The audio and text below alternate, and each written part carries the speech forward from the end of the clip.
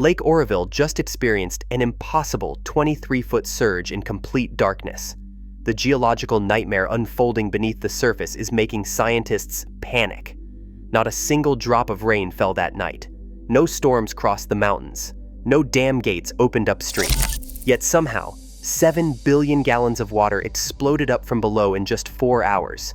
The sensors went absolutely crazy at 2:17 in the morning, and by sunrise the shoreline had moved 60 feet inland.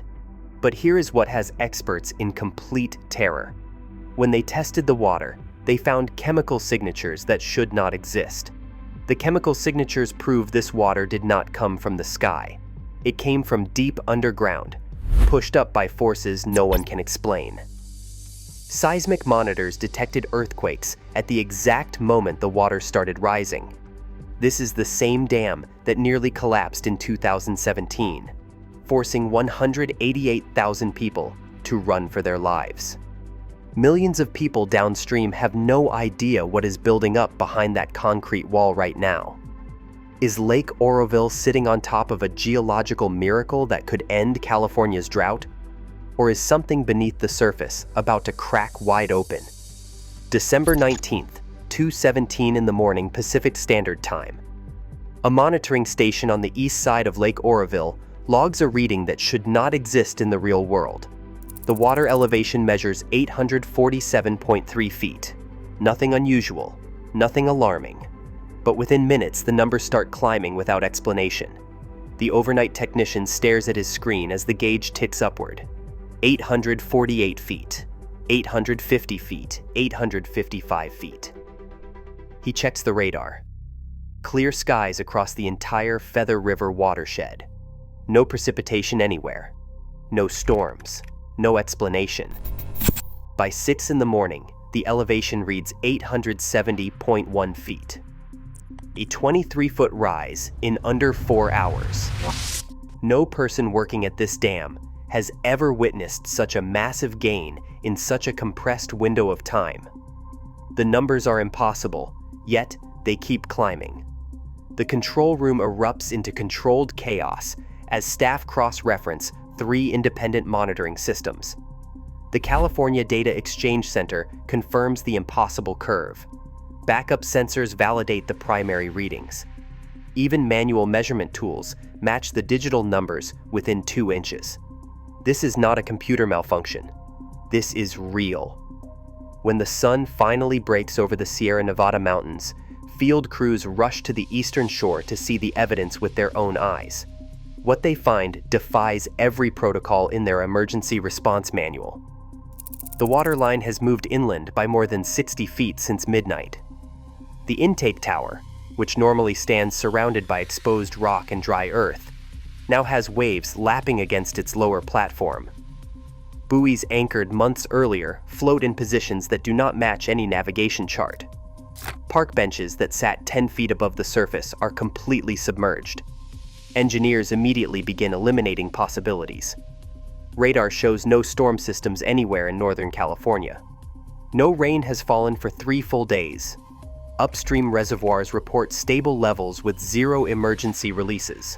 Seismic monitoring stations detect no landslides crashing into the water. Satellite imagery reveals no debris field, no displacement, no visible surface explanation. Every normal trigger has been ruled out, yet the water continues rising anyway. A senior supervisor scribbles a single note that launches a statewide emergency. The shoreline has moved. This is not a computer error. Lake Oroville is not just another reservoir sitting in the mountains. It is the central artery of the State Water Project, the largest public water distribution system on the entire planet. The reservoir holds 3.5 million acre-feet of water behind a concrete wall that stands 770 feet tall. From this single point, a network of canals, aqueducts, and pipelines stretches from the Sacramento Valley all the way south to the Mexican border. More than 27 million Californians depend on the water that flows through these gates every single day. The farms across the Central Valley receive irrigation allocations based entirely on how high the water sits in this one lake. When Oroville drops, crop production across thousands of square miles gets cut. When it rises, agriculture expands. The wine industry in Napa and Sonoma, the dairy operations in the San Joaquin Valley, the produce farms feeding grocery stores from coast to coast, all of them trace their water supply back to this reservoir. Every foot the water moves up or down represents millions of gallons and billions of dollars in economic activity. The hydroelectric power plants buried inside the dam generate enough electricity to supply 800,000 homes. The turbines spin day and night, converting falling water into energy that keeps lights on from the Bay Area to Los Angeles. If those turbines stop, the state's electrical grid struggles to compensate. If the dam itself fails, the consequences extend far beyond California's borders. To put it in simple terms, Lake Oroville is the beating heart of California. When this lake acts strangely, the entire state holds its breath. This is not a local crisis. This is a single point of failure for water security, food production, and power generation across the most populous state in America. Engineers describe managing Oroville as walking a tightrope in the dark. One misstep, one miscalculation, one unexplained surge that overwhelms the infrastructure, and millions of people downstream face catastrophic flooding. The mystery unfolding at Lake Oroville is not just about water. It is about survival. The scars from February 2017 have never truly healed for the communities living in the shadow of Lake Oroville. That winter, relentless atmospheric rivers pushed the reservoir toward maximum capacity. Engineers activated the main spillway to release pressure and prevent the dam from overtopping. Within hours, a catastrophic failure began unfolding in real time. A giant crater opened in the concrete spillway. Chunks of cement the size of cars tumbled down the hillside. Water roared through the breach, carving away earth and infrastructure that had stood for half a century. Desperate to stop the erosion, operators switched to the emergency spillway, an earthen hillside that had never been tested with actual water. The dirt path immediately began washing away. Engineers watched in horror as the water ate backwards toward the dam itself, threatening to undercut the entire structure. If the emergency spillway collapsed completely, an uncontrolled wall of water would surge into the valley below. At 4 o'clock in the afternoon on February 12th, authorities issued evacuation orders for 188,000 residents. It was the largest dam evacuation in United States history. Families grabbed whatever they could carry and fled. Traffic jammed on Highway 70 as entire towns emptied in chaos. Children were separated from parents in the panic. Elderly residents were stranded without transportation. Emergency shelters filled beyond capacity within hours, as thousands arrived with nothing but the clothes on their backs. The crisis ended only after engineers released massive volumes of water and completed emergency repairs under impossible conditions. But the fear never left. For Maria Santos and thousands like her, the sound of sirens at 3 o'clock in the morning still triggers immediate panic. She remembers running through darkness with her daughter Sophia, not knowing if they would have a home to return to. Trust in authorities shattered that night and has never been rebuilt. When the gauges started climbing this time without any explanation, those old terrors returned faster than any official statement could calm them. The past is not past when you live in the shadow of the dam. The Department of Water Resources activated emergency protocols before noon. Water samples rushed to an independent laboratory, arrived in sealed containers marked with chain of custody barcodes. Technicians began testing immediately, running the samples through conductivity meters and turbidity sensors. Then the chemical analysis results started appearing on computer screens, and the numbers made no sense. Lithium concentrations measured 4 times higher than normal lake water. Boron levels spiked beyond expected ranges, matching signatures typically found only in deep geothermal zones, where underground temperatures reach extreme levels. Rare earth metals also appeared in the samples. Analysis indicated this water had been in contact with bedrock deep beneath the surface for tens of years, possibly longer. The chemicals were telling a story that the gauges could not explain. A second round of testing focused on isotope analysis, examining the molecular fingerprints of the water itself. The oxygen isotope ratios did not match precipitation patterns from the Sierra Nevada mountains. The mineral compositions revealed formations that only occur under conditions of intense heat and pressure, conditions that exist miles below the surface. The conclusion became unavoidable. This water did not fall from clouds. It surged upward from deep underground sources.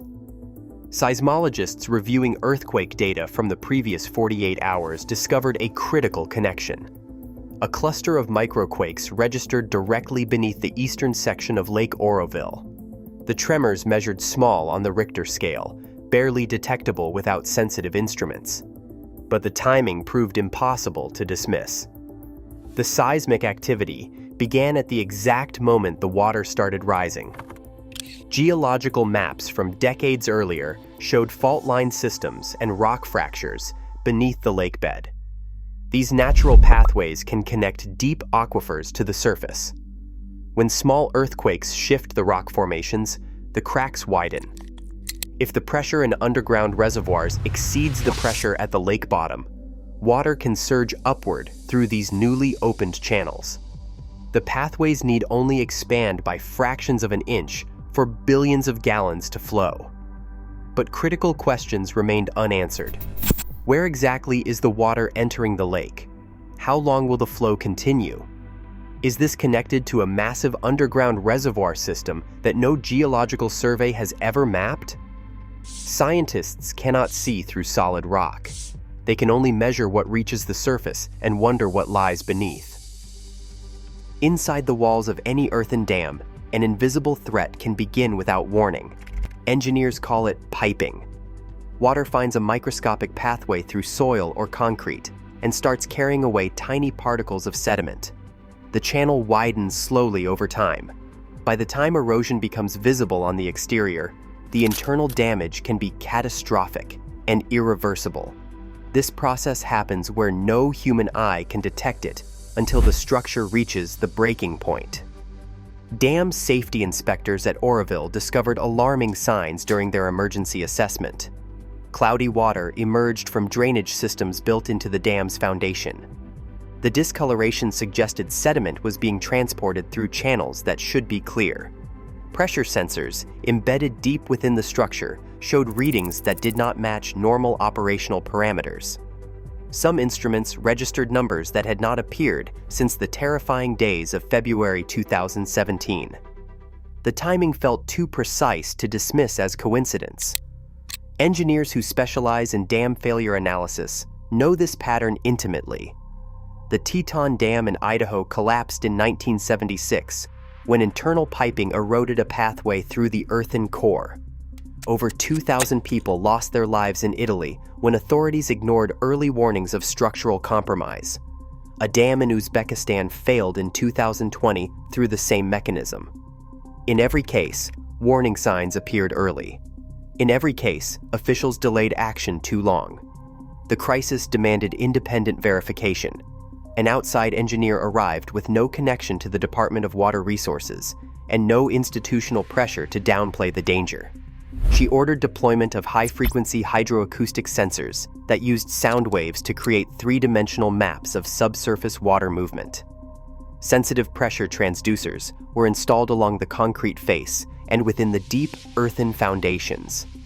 The instruments were designed to detect the subtle breath of the structure itself, determining whether water pushed through microscopic cracks in the dam or seeped through porous canyon walls from external sources.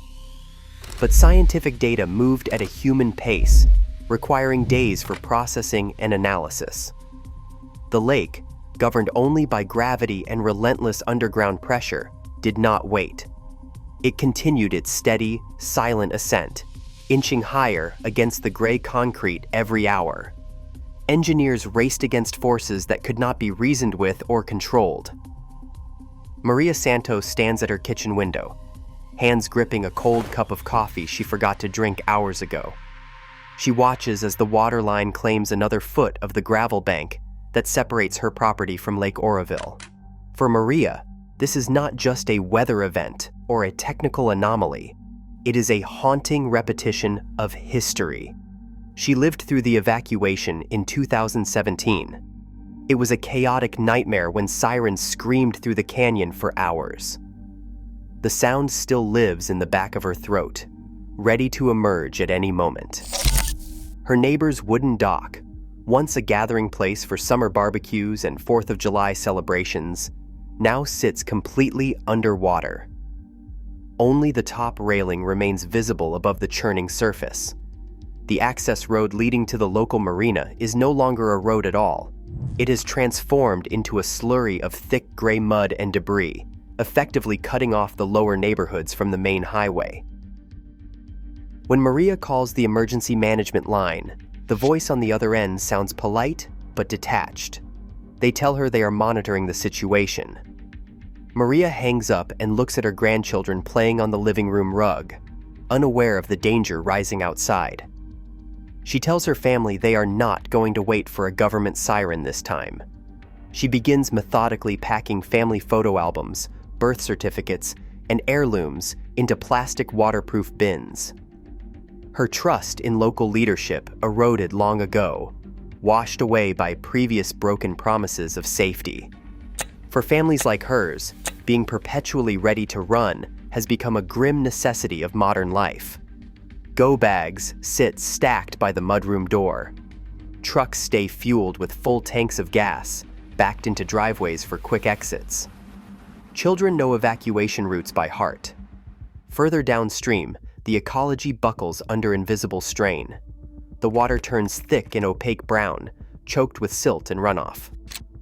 This turbidity becomes a death sentence for the local salmon population. Fine sediment coats the gravel beds where fish spawn, suffocating the next generation before it can hatch. Even more disturbing, the violent water movement stirs up legacy toxins. Mercury and lead from old mining operations rise from the lake bottom where they sat dormant for decades. The presence of these toxins could have immediate and long-term effects on wildlife and people who depend on the river downstream. When science cannot provide immediate answers, people construct their own explanations, fueled by fear and the silence from official press conferences. Rumors spread faster than data. Some believe a massive ancient sea lies trapped deep beneath the Sierra Nevada mountains, an ancient reservoir sealed away for millions of years. They say recent micro-earthquakes were not minor tremors, but the sound of stone floors cracking under immense pressure, finally allowing ancient water to spray upward like a fountain into the lake. That idea would explain why the water contains unusual minerals and elevated lithium concentrations that do not match historical records of the watershed. If true, millions of years of water could be waiting to surge from the abyss. Other theories point directly at human interference. Persistent rumors describe secret government tunnels being built deep inside the mountains for high-speed transportation or catastrophe-proof military bases. Some say an industrial drill accidentally pierced a high-pressure underground river and that authorities are covering up the error by presenting it as a natural event. The surge happened at night, when tourists and hikers were not watching. Unmarked military vehicles have been spotted patrolling the eastern arm of the lake where the water appears most turbulent. The hollow earth water theory has spread on local message boards. Believers think giant pockets of water exist miles wide within the Earth's crust, held in a delicate balance by geological pressure and by the weight of overlying rock. The weight of the dam itself, holding back billions of tons of water, could finally cause the ground beneath the canyon to snap like a brittle twig. That sudden snap would be like a balloon popping underwater, forcing everything from below to rush toward the surface. If the ground snapped, the entire lake bed might no longer be a solid floor, but a crumbling ceiling ready to collapse.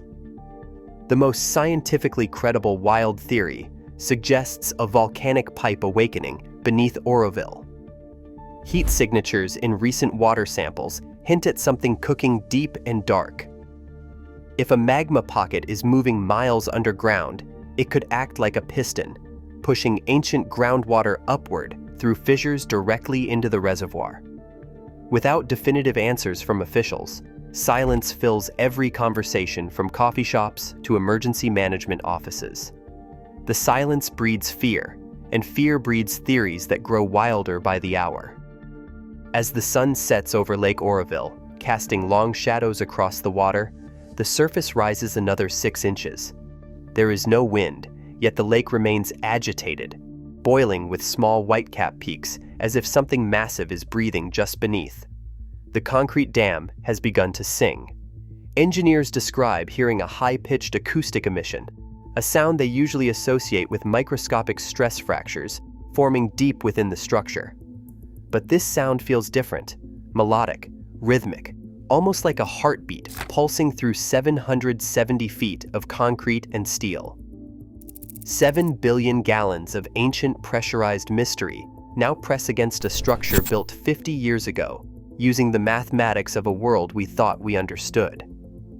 The engineers who designed this dam never accounted for water surging up from below. They calculated for rain, for snowmelt, for atmospheric rivers battering the surface. They never imagined the Earth itself would become the threat. No dam in history has survived a surge like this without a clear cause. No precedent exists in any engineering manual for what happens when an underground reservoir decides to empty itself into a man-made lake sitting hundreds of feet above. The question becomes unavoidable. Is this a natural miracle that could end California's drought forever? Or is Lake Oroville sitting on top of something about to crack wide open? Nature always finds a way to remind us who is really in charge. Usually, right at the moment we feel most confident in our control. The lake is telling us something is wrong. The concrete is singing its warning. The question is not whether we will listen. The question is whether we will listen in time.